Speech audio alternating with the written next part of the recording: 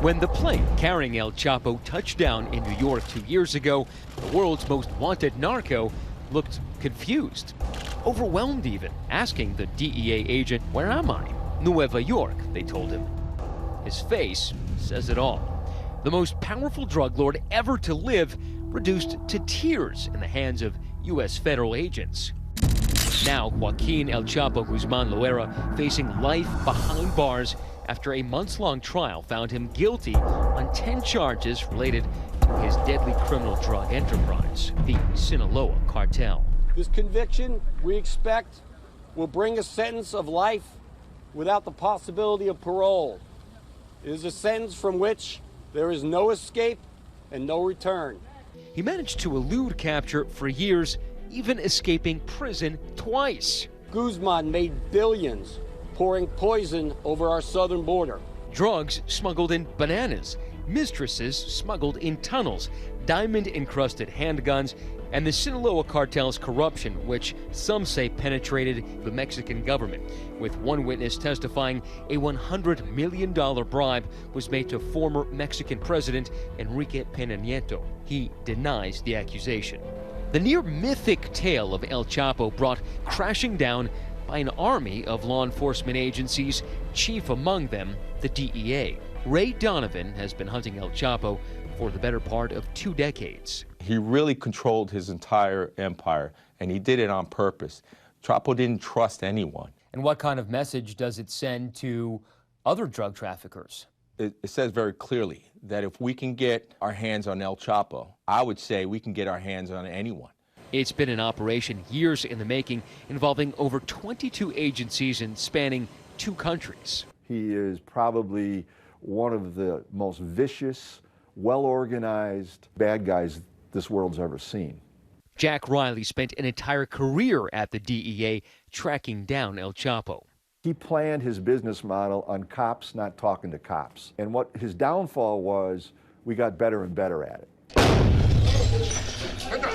The final raid leading to his capture and extradition, a gun battle. El Chapo nearly slipping away through the sewer before being apprehended by Mexican authorities. How did the extradition play out? We were concerned, hey, if he already escaped from this prison, there's an opportunity for him to do it again. Giving credit to the Mexican government, they realized they had to get him out of Mexico. Just how he managed to evade capture while amassing a $14 billion fortune running the world's largest drug smuggling ring laid bare over his lengthy trial. A trial marked by unprecedented security for jurors, many of whom were scared for their lives. I think prior to the trial, El Chapo was a household name that was synonymous with wealth and power. And the trial put a spotlight to the real Chapo, who is a ruthless killer, manipulator, a violent drug trafficker, money launderer, liar, and adulterer. El Chapo was one of the chief architects behind the opioid crisis. He was the one who decided to add fentanyl to heroin to make the heroin stronger. He didn't care about the consequences. He didn't care about lives being lost. An expert manipulator who had infiltrated the police.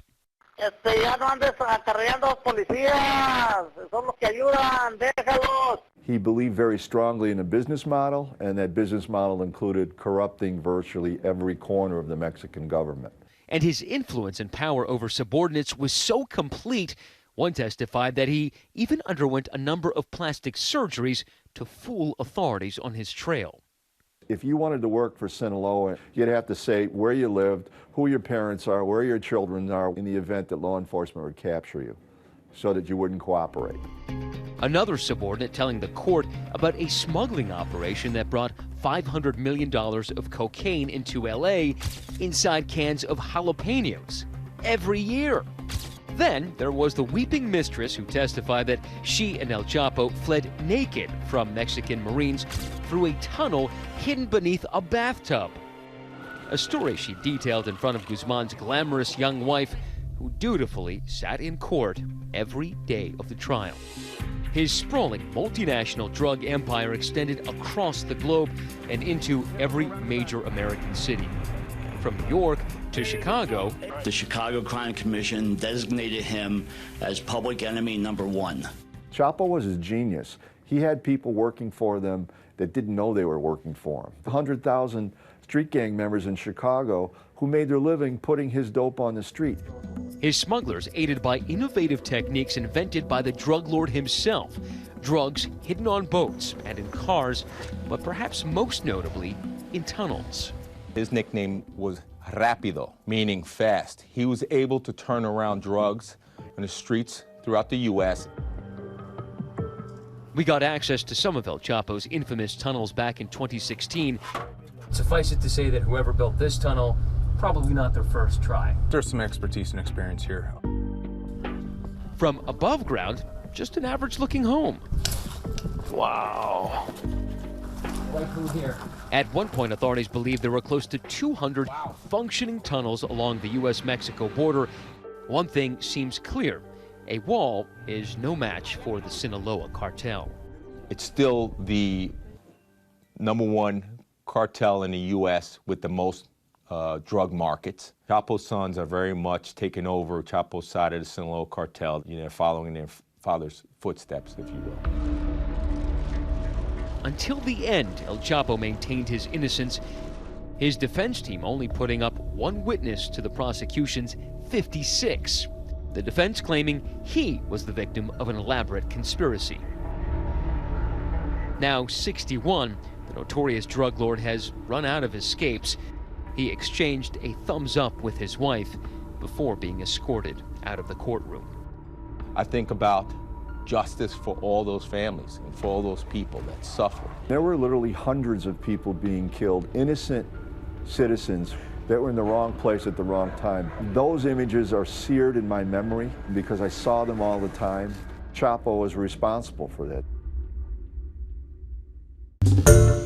Hi everyone, George Stephanopoulos here. Thanks for checking out the ABC News YouTube channel. If you'd like to get more videos, show highlights, and watch live event coverage, click on the right over here to subscribe to our channel, and don't forget to download the ABC News app for breaking news alerts. Thanks for watching.